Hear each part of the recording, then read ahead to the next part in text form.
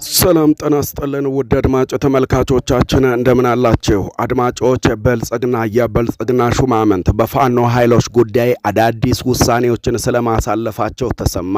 በዕለቱ በመላው የአማራ ክልል ከተሞች በፋኖና በአገዛዙ ኃይሎች መካከል እየተካሄደ የሚገኘው ውጊያ ተባብሶ መቀጠሉ ሲገለጽ የፋኖ ኃይሎች ድንቅ ጀብዶችን አስደማሚ ድሎችን ፈጽመናል ብለዋል። ብልጽግናና የብልጽግና ባለስልጣናት ደግሞ ፋኖ ከአቅማችን በላይ ሆኗል ሲሉ የተደመጡ ሲሆንም ይህንንም ተከትሎ አዳዲስ ውሳኔዎች ስለመተላለፋቸው እየተሰማ ነው የሚገኘው። ውድ አድማጮቻችን እና አብይ አህመድ በሜካናይዝድ በድሮንና በጦር ጄቶች የታገዘ መጠነ ሰፊ ውጊያን እያካሄዱ ቢሆንም ብልጽግና ሹማምንቶቻቸውን ከፋኖ ኃይሎች ማዳን አልቻሉም።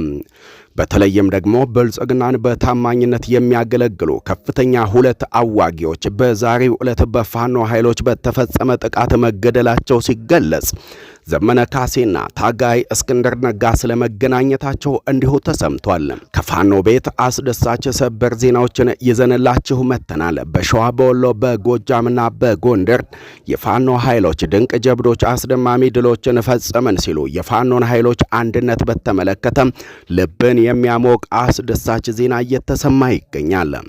እንዲሁ ደግሞ ከወደ ኤርትራ እየተሰማ የሚገኘው መረጃ የአራት ኪሎ ቤተ መንግስት ሹማምንትን እና አብይ አህመድንም አጣብቂኝ ውስጥ የከተተ ነው ተብሏል። የኤርትራው ፕሬዝዳንት ኢሳያስ በኢትዮጵያ ውስጥ የሚገኙ የፋኖ ታጣቂዎችን ዘመናዊና ትልልቅ የጦር መሳሪያዎችን እያስታጠቁ ስለመሆኑ የሚያመላክቱ መረጃዎች ይፋ ወጥተዋል። ታዲያ ብልጽግና ጽንፈኞችን በሶስት ቀን እናጠፋለን፣ እንደመስሳለን፣ የፋኖ ኃይሎች አያሳስቡንም፣ እንዲሁ ደግሞ ጽንፈኛው ቡድን የሚታገለን 3 ክላሽ ይዞ ነው፣ ሙሉ ለሙሉ የፋኖን ኃይሎች አጥፍተን 90 በመቶ የሚሆነውን የፋኖ ቡድን ጠፍቶ 10 በመቶ የሚሆኑት ብቻ በጫካ እየተሽለከለኩ ይገኛሉ በሚል ከዚህ ቀደም በልሳናቶቹ በኩል በተደጋጋሚ ሲገልጽ መቆየቱ የሚዘነጋ አይደለም። አሁን ላይ ደግሞ በተቃራኒው የፋኖ ኃይሎች ከጽንፈኞች ጋር ከኢትዮጵያ ጥንት ጠላቶች ጋር በመሰለፍ ኢትዮጵያን ሊበትኑ ነው፣ ፋኖን አስቆሙልን እያሉም ነው የሚገኙትም።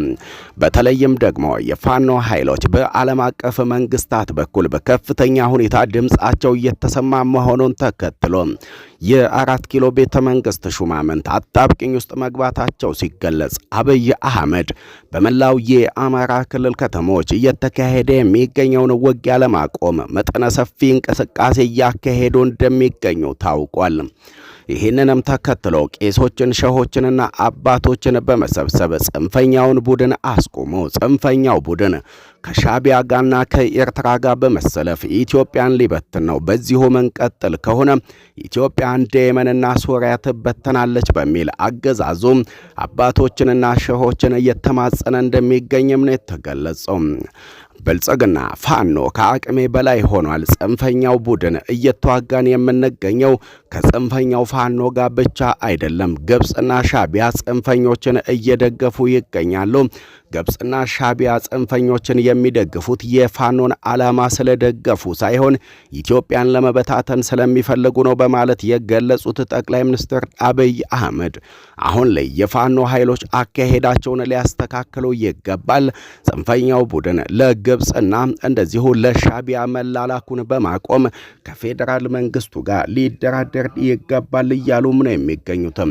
ይህም የሚያመላክተው የአራት ኪሎ ቤተ መንግስት ሹማምንት የሆኑት እና አብይ አህመድ ጽንፈኞችን እናጠፋለን፣ እንደመስሳለን፣ በ3 ቀንም ትጥቅ እናስፈታለን በሚል የገቡበት ጦርነትም ከአቅማቸው በላይ መሆኑን የሚያመላክት ነው እያሉም ነው የሚገኙትም። ውድ አድማጮች፣ ሌላው ደግሞ በሸዋ፣ በወሎ፣ በጎጃምና በጎንደር የሚገኙ የፋኖ አደረጃጀቶችም ወደ አንድነት ለመምጣት ዘመነ ካሴና ታጋይ እስክንድር ነጋ ጥብቅ የተባለ ውይይቶችን እንዳካሄዱ ተሰምቷል። ፋኖን ወደ አንድነት ለማምጣትም ጄኔራል ተፈራ ማሞና ከኢትዮጵያ ውጭ በስደት የሚገኙት እና አቶ ገዱ ትልልቅ ሚናዎቻቸውን እየተወጡ እንደሚገኙም ነው የተገለጸው።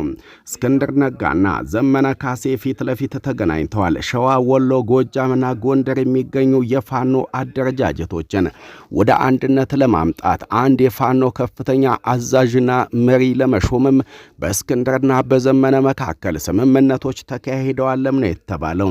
ከዚህ ቀደም ፋኖ ወደ አንድነት እንዳይመጣ እንቅፋት ሆኗል ሲባል ሲተች የቆየው ታጋይ እስክንድር ነጋ በእኔና በዘመነ ካሴ መካከል ልዩነት የለም፣ ዘመነ ካሴም ለሆነ እኔ የምንታገለው ለአማራ ሕዝብ ነው ሲል የተደመጠው ታጋይ እስክንድር ነጋ ልዩነታችን የሐሳብ ነው፣ ሐሳባችንን ደግሞ ማጥበብ እንችላለን ሲልም ተደምጧል።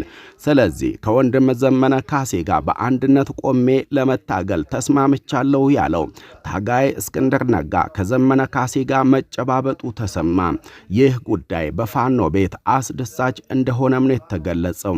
ውድ አድማጮች ስለምትከታተሉን ከልብ አመሰገንን። በቀጣይ ቪዲዮዎች እስከምንገናኝ ሰላም ሆኑልን።